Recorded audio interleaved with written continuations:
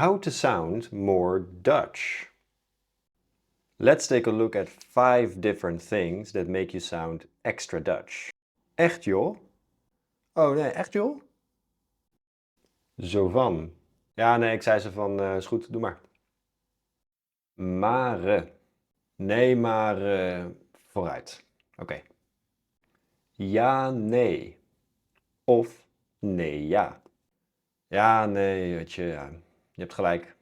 Nee, ja, dat kan, dat kan. Toch? Ja, toch? Ja, leuk toch? Mooi toch? Ja, goed toch? Ja, is gewoon leuk toch? Toch?